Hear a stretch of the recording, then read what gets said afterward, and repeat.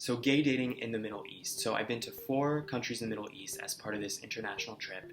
There was Turkey, there was Egypt, there was the United Arab Emirates, and the final stop was Israel. So of course, going to these 4 places doesn't suddenly make me an expert in gay dating in the Middle East, but I have spent the past 6 weeks here in the Middle East, and this was not intentional, but I now realize that the 4 places I went were all actually really different in how they regard homosexuality on a legal level, on a cultural level, political level, and so on. So, of course, the experience in Egypt, where it's punishable by law to be gay, was very different from the experience in Israel, where it's incredibly gay friendly. So I feel like I kind of have a well-rounded perspective on the more liberal countries in the Middle East and the more conservative countries in the Middle East, and how gay dating is in these places. So before coming here, I did my research, and for example, I found that some of these countries ban Grindr, but the locals find a workaround. They use VPNs. It's very, very popular, especially among millennials and tech-savvy people.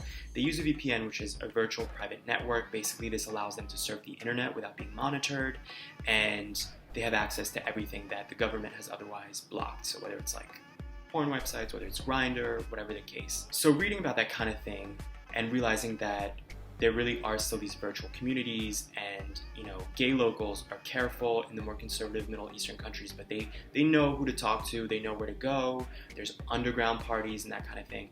All of this left me thinking gay dating in the Middle East must really be like a don't ask, don't tell policy, meaning people are very cautious, it's unspoken, but at the end of the day, people are still going to be gay, and they're still going to want to connect with other gay men. I think for the most part, that hypothesis ended up being accurate. I was shocked by how large the virtual communities were on Tinder, Grindr, Scruff, all these apps, and how many conversations I had going, and it really showed me there are a ton of gay men around who are looking to connect. But I would say that Egypt was the exception to this don't ask, don't tell theory I had, in that I read some disturbing articles that said that cops have used apps like Grindr to track down gay men and imprison them. So obviously that would show that even behind closed doors, you could be monitored, your behavior can be monitored. But honestly, my experience on the apps in Egypt and my experience on the apps in all these other countries was not that unique. It wasn't that different from my experience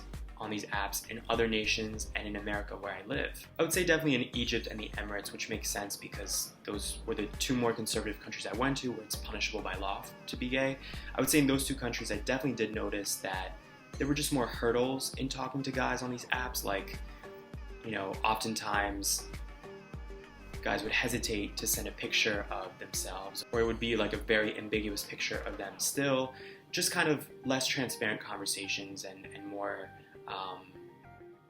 hurdles involved in communicating. But beyond that, there were still plenty of guys who wanted to chat, who wanted to potentially meet. No matter how conservative the country is, people are still going to, they might be way more cautious, but they're still going to do what they want to do. And there's that saying, if you build it, they will come. These apps exist, so then virtual communities also exist as a result, and people flock to these apps to find others, that they're attracted to, that they want to talk to, that they can relate to. So my takeaway was that there really must be a significant disconnect in the more conservative countries between the government, and the powers that be, and the people, the locals. Clearly there's these customs in practice and these laws in place, but the people don't respect it. Some do, I'm sure, but a lot of people just, at the end of the day, they realize that if they follow every law or every rule in the rule book, it's going to be a hindrance to their own life.